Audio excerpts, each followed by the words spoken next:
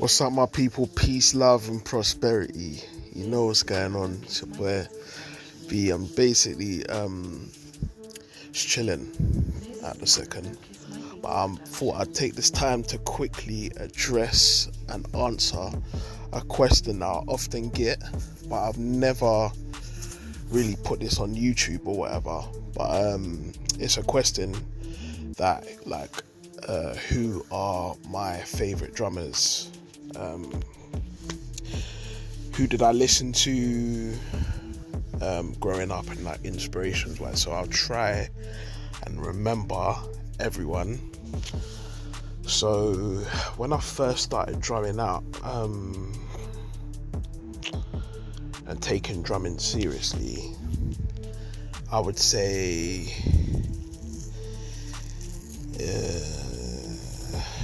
I'm trying to remember the timeline now. So ideally, I would say when I started taking drumming seriously, for me, my earliest memory was Dennis Chambers. His early videos, and then I remember watching obviously the Tony Royster and Dennis Chambers collabo video that they had. That's kind of like the first. So I think it was Dennis Chambers in the Pocket. I think that's what it was called, where he had like a turquoise pearl kit, and then the Tony Royster, and I think that was called Common Ground. And then from there, it was like David Garibaldi, who played the Tower of Power. And then it was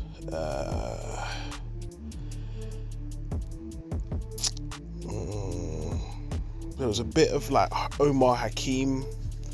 Then it was who else was I kind of looking at instructional videos, because I used to go to a lot of drum shops when I was bored on a Saturday or whatnot. I'd go around and I just kind of either watch the videos in store or take them home, because YouTube wasn't a thing back then. So I'm trying to remember the time. And then Jojo Maya, used to watch a lot of his kind of DVDs, and then it kind of moved, because I was looking at those drummers for techniques and all of that type of stuff, and then it moved from there into the hip-hop style, in terms of obviously music that I actually liked, because it's one thing listening to kind of all these fusion, jazz, funk drummers, but at the same time it was learning the techniques and their application, but then I'm listening to hip-hop music, so trying to figure out how to apply what those guys were doing into my musical application. That's when I started listening to other drummers like Questlove, Gerald Hayward, Brian Fraser Moore, Eric Trebet,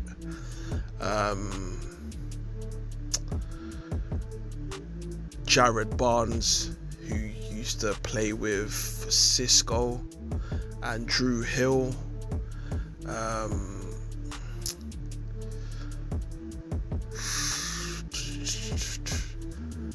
Yeah, I'd say, who else on the hip hop wave? Off the top of my head, that's who I can really remember. Gerald, obviously, he was doing the Mary J. Blige, that whole kind of wave. Brian Fraser was killing it with Christina Aguilera, the Janet Jackson. So then those are the kind of guys that I would listen to in a hip-hop application and a pop application, because it's a different style of drumming to say. That's another guy who I used to check out as well, drumming wise. That was Dave Weckl.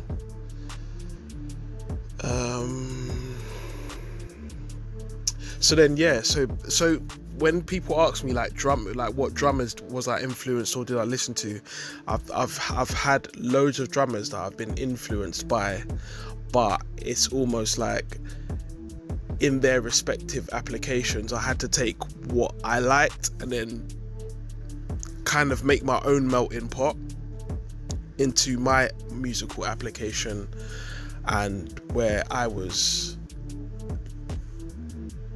kind of crafting my own lane, if that makes sense, because I wasn't really doing any jazz gigs or stuff like that. Like I attended jam sessions, but I was carving out my niche in hip hop, so I had to kind of put together my own palette, so to speak, an arsenal of things that I could use in my musical applications. So like those are like some names and some drummers off the top of my head that kind of like helped shape what I currently am today. So I hope that it's been some sort of insight into, you know, the building blocks that helped me.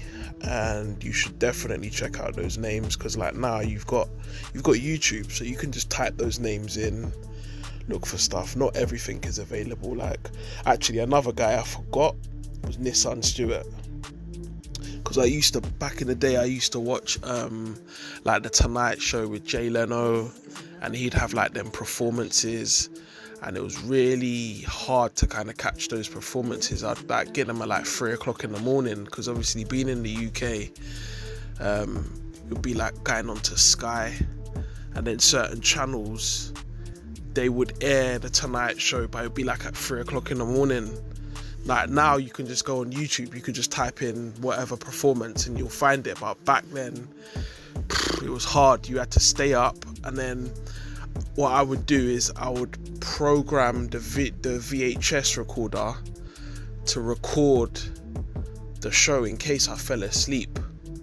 So, because sometimes, in fact, what they would usually do is they would have the show, and then the performance would be like the last 5 minutes of that show. So if the show started at 3 o'clock, then the performance would probably be at like 3:55 or something like that. Do you know what I mean? So if I've fallen asleep, I've programmed the VCR or VHS to record the performance. And then yeah, so like Nissan Stewart was always on there, because he was always playing with like Nelly and Tweet and Aaliyah. Do you get what I'm saying? So it was one of those things, man. Teddy Campbell as well. I used to, you know, I loved what he was doing with like Britney Spears and a few other different artists. I would kind of check out what he was doing. But yeah, I mean, there's those are like the staple players. Do you know what I mean? I think, like I said, you could type these names into YouTube. Not all of the performances are there like from back in the day, but I'd say like probably like maybe 80 to 70% you can kind of see online and just check out stuff. So I hope that's been good for you guys. And if you got any other questions or whatever, I'm gonna slowly be like answering stuff from like my DMs and whatnot. I'm gonna be on this content strategy and uploading more frequently and kind of just, you know, getting a bit more digital with it. So yeah, I hope that this has been a good insight for you guys, and if you got any questions, leave some thoughts or whatever in the comments, and I look forward to catching up with you guys soon. Peace.